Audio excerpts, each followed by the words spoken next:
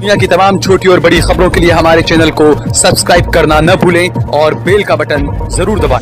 Drugs को लेकर जिस तरीके से मुहिम चल रही है और खासकर गुजरात में, मोदी का गुजरात है। वैसे गांधी का गुजरात कहा जाता था, लेकिन 2014 के बाद से इसे मोदी का गुजरात कहा जाने लगा। शराब पर पाबंदी, ड्रग्स पर पाबंदी, लेकिन उसके बावजूद ये कहा जाता है कि बड़े ही आराम से अहमदाबाद में, गुजरात में आपको शराब चाहिए तो शराब मिलेगा, आपको ड्रग्स चाहिए तो ड्रग्स भी मिलेगा। इसी को लेकर एक युवा, एक पत्रकार जो थे, अलग अलग चैनल्स में काम किया, लेकिन उसके बाद आखिरकार एक मुहिम चलाने के लिए मैदान में कूदे हैं।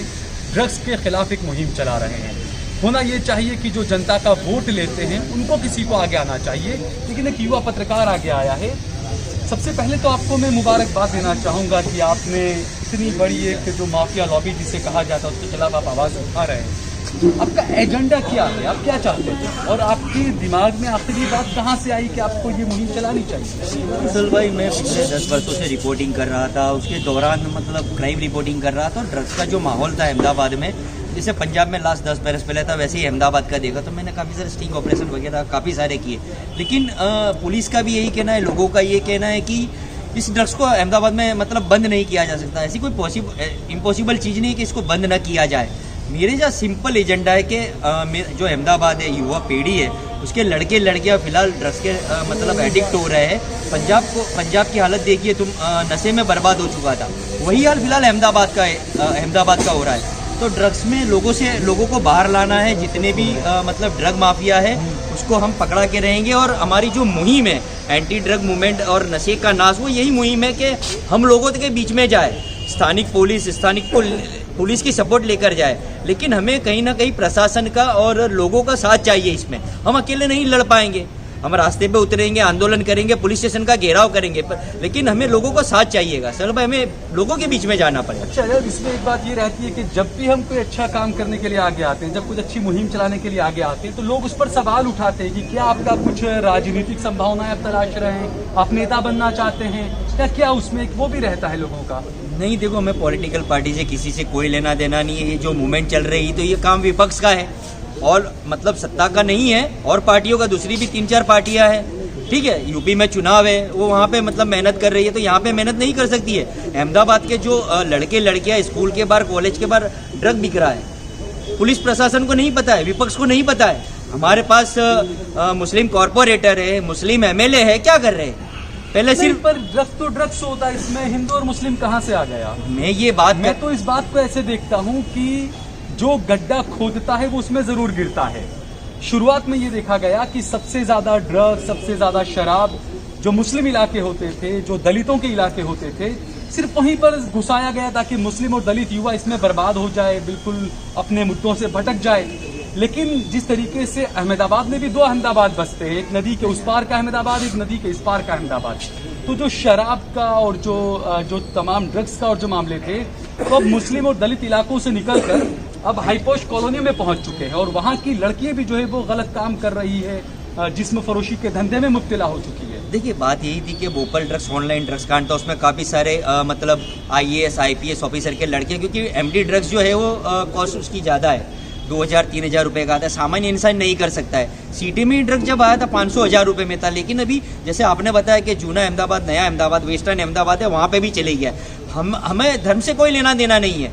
युवा पीढ़ी है, जो नौजवान लड़के लड़कियाँ है, चाहे मुसलमान हो, नॉन मुस्लिम हो, हम उसे बचाना चाहते हैं, युद्ध को बचाना चाहते हैं। बड़े बड़े अहमदाबाद के इंस्टीट्यूट है, वहाँ से ड्रग डीलर पकड़े जाते हैं, स्कूलों के बाहर से ड्रग डीलर पकड़े जाते हैं। तो हमारे पुलिस प्रशासन से यही रिक्वेस्ट है कि ये जो अहमदाबाद में जहाँ पे ड्रग डीलिंग हो रही है, जरूरी नहीं कि पटवासिरी में ही हो रही है, भोपाल में नहीं हो रही है, सभी जगहों पर ड्रग पेडलिंग और ड्रग डीलिंग हो रही है। तो प्रशासन से और सरकार से, पुलिस से यही हम चाहते हैं कि इस ड्रग डीलिंग को रोका जाए। अच्छा, इसके अलावा आपने क्या बड़े लेवल पे, जैसे गवर्नर को या मुख्यमंत्री को या गृह मंत्री को, इसको लेकर कुछ आपने आवेदन वगैरह कुछ दिए हैं, कुछ बात हुई है? देखियो, आवेदन पत्र देने से कुछ नहीं होता है। सिर्फ फोटो पढ़ाने के लिए कुछ MLAs और MP जो कॉर्पोरेटर है, सिर्फ फोटो पढ़ाते हैं। हम आवेदन पत्र नहीं देंगे। हमारे साथ जितने भी लोग जुड़े, हम 10 जनवरी को रोड पे उतरने वाले थे, प्रोटेस्ट करने वाले थे, लेकिन हमको परमिशन नहीं दी है।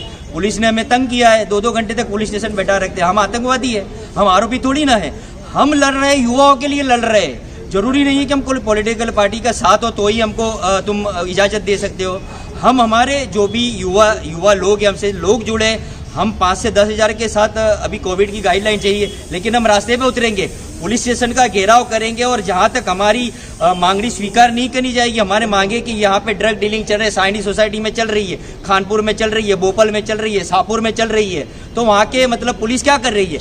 हम वहाँ पे जाके नॉन लिमिट मतलब कोई दिन रात नहीं देखेंगे, हम धरने पे बैठेंगे, जहाँ तक ड्रग डीलर पकड़े नहीं जाएंगे हम वहाँ से नहीं उठेंगे। ये मेरा चैलेंज है। अच्छा, दूसरा आखिरी मेरा सवाल ये था, जिस तरीके से कोई कुछ काम कर रहा है, रुकावटें भी आती है, क्या आप पर भी कोई प्रेशर आया या किसी ने कुछ धमकी दी कि आप ये मुहिम को मत चलाइए, इस तरह का आप पर भी कुछ नहीं किया? देखिए, प्रेशर की अगर बात की जाए तो काफ़ी प्रेशर, छोटा मोटा मुद्दा तो है नहीं, दारू जुगार का मुद्दा होता है तो उस पर भी प्रेशर आते हैं, आक्षेप भी होते हैं। ये तो बहुत बड़ा मुद्दा है, ड्रग डीलिंग का, ड्रग का मुद्दा है, ड्रग माफियाओं का। काफ़ी सारी थ्रेट आ चुकी है, मेरे घर के पास काफ़ी शंकास्पद प्रवृत्ति हो चुकी है, लेकिन मुझे प्रशासन पे, सरकार पे इतना भरोसा है कि मैंने प्रोटेक्शन के लिए अर्जी की हुई है तो हमें प्रोटेक्शन देगी। और सरकार से एक और भी हमारी ये अपील है कि हमें जो प्रोटेस्ट है वो करने की प्लीज़ परमिशन दीजिए, हम अहमदाबाद को पंजाब होता बचाना चाहते हैं। ठीक है, बहुत बहुत शुक्रिया। तो एक फिल्म आई थी उड़ता पंजाब, तो हो सकता है कि उड़ता अहमदाबाद या उड़ता गुजरात ये एक फिल्म आ जाए, लेकिन साथ ही साथ अपनी बात को ख़त्म करने से पहले मैं यहाँ पर ये कहना चाहूँगा कि जो लोग ड्रग्स का कारोबार करते हैं, जो लोग व्यापार करते हैं, आप एक बहुत ही शॉर्ट रास्ते से अमीर बन सकते हैं, लेकिन अपनी आने वाली नस्लों को भी आप बर्बाद कर रहे हैं। हो सकता है मेरी ये बात आपको प्रवचन लग रही हो, लेकिन यही प्रवचन आपकी आने वाली जिंदगी के काम में आ सकता है। इस बात को आपको समझना चाहिए। ये बात हुई ड्रग्स डीलरों के लिए, ड्रग्स पैडलरों के लिए। दूसरी बात करते हैं पुलिस प्रशासन की।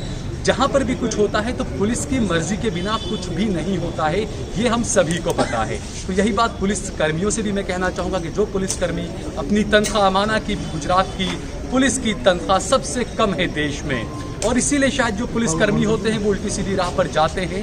ये उनको समझना चाहिए कि आप एक शॉर्ट रास्ता अपना लेंगे, आप अच्छी गाड़ी खरीद लेंगे, लेकिन आप भी अपनी आने वाली नस्लों को बर्बाद कर रहे हैं। कैमरामैन बकुल परमार के साथ सहल कुरैशी, देश लाइव।